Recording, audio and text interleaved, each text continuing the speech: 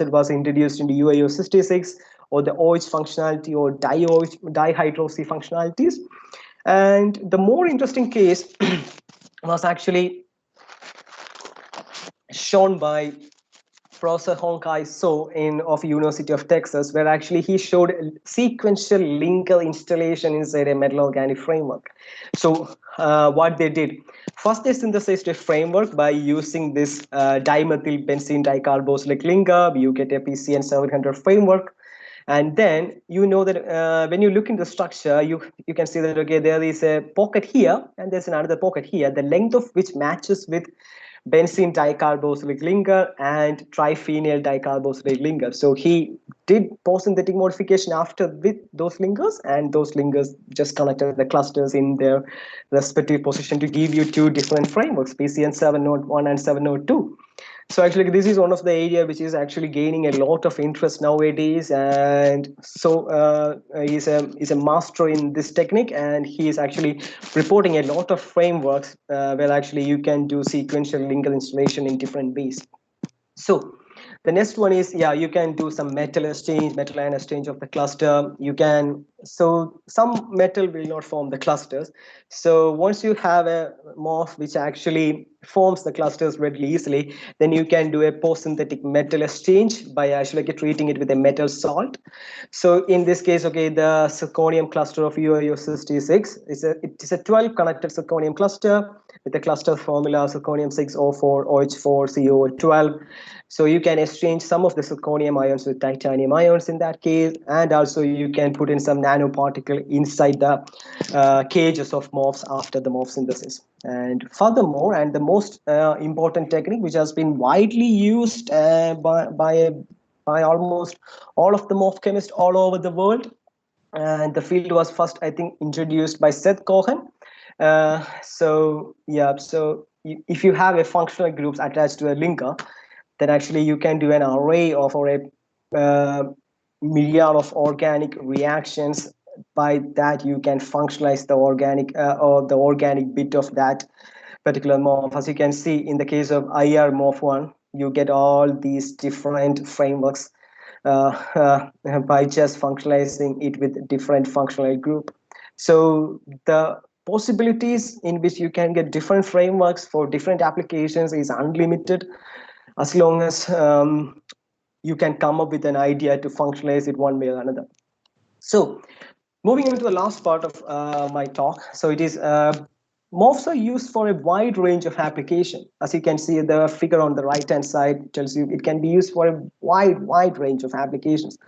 I cannot think about any other material, okay, which can be used for these many applications, and the field is growing in an astonishing pace over the past few years or the decades, to say the least. So as you can see, okay, more than 7,500 papers are published per year on metal organic frameworks. It is a highly competitive field, and it is evolving in a rapid pace daily.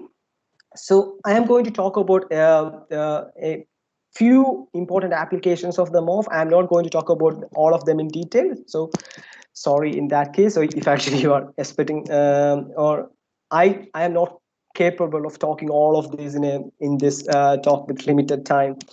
So yeah. So moving on. So one of the most important application of metal organic framework is they are used for the separation or the capture of gases.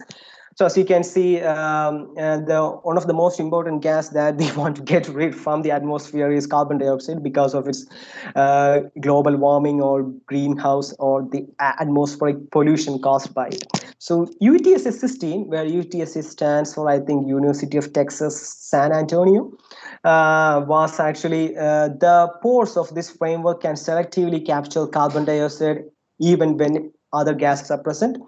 And so MFU4L is also a very the post-synthetically functionalized MFU4L framework can have catalytic sites, okay, which can actually capture carbon dioxide in a reversible fashion, forming carbonic hydrates. I can't exactly remember what it is. So, but yeah, so it can coordinatively capture the carboxylate groups or the carbon dioxide into its clusters.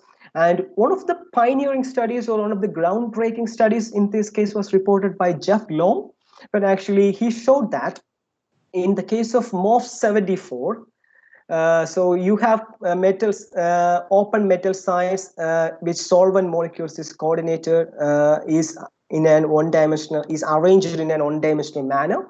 So if you can remove the solvent molecules by activation, then you are left with open metal sites. Then you can coordinate N and dimethyl ethylene diamine to those sites.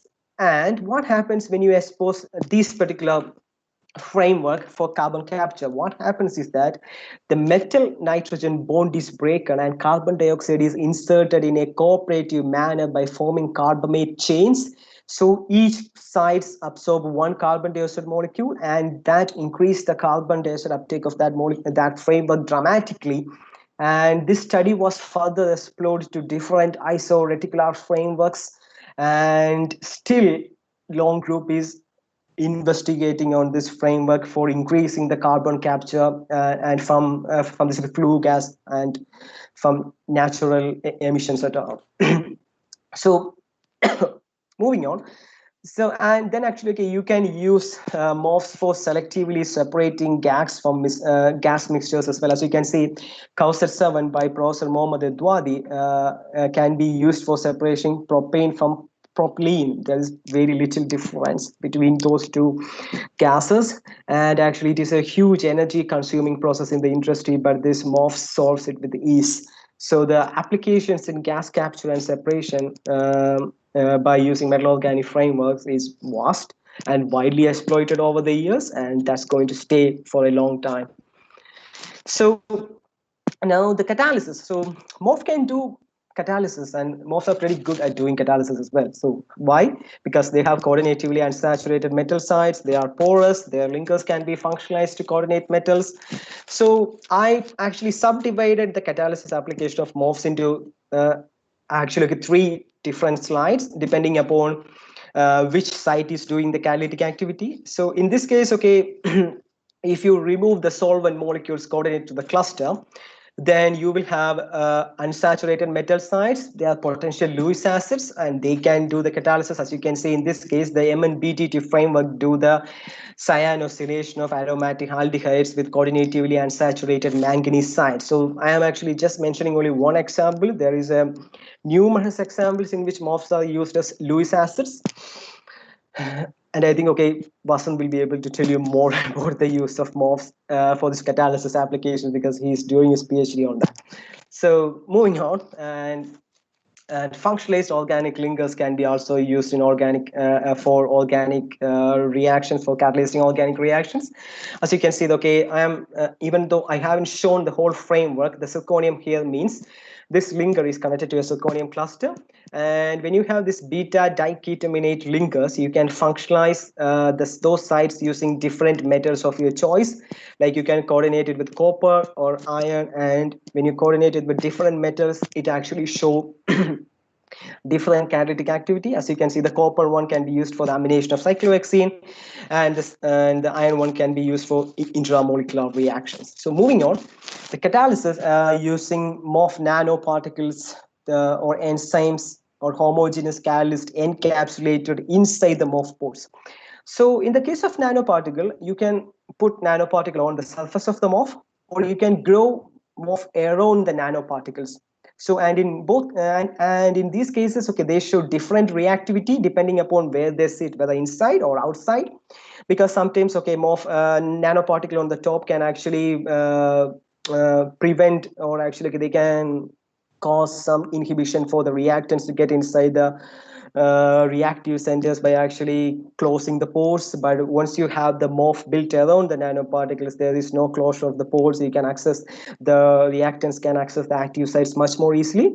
So depending upon where they are, okay, they show different activity for the same reaction. And mostly, I think, okay, MOFs on the or metal nanoparticles on MOF surface is actually used for hydrogenation reactions. And you can also put enzymes inside the MOF cages and use it for different biocatalytic applications as well. And so you can also do some multifunctional catalysis. So I think, okay, this is one of the examples from my PhD, where I systematically investigated to find out, okay, which one is the best Lewis acidic MOF out of all these, I think, okay, 11 MOFs. And then once we figured out this is morph 808 hafnium is the best one, then we post-synthetically functionalize the cluster of the morph by exchanging the modulator or the formic groups attached to the clusters with phosphine linkers. Once you have the phosphine linker inside the morph, then actually you can coordinate different platinum group metal of your interest to that phosphine, and you can do tandem catalysis in which, or multifunctional catalysis, in which the metal coordinated to the phosphine and the Lewis acidic centers are acting in tandem.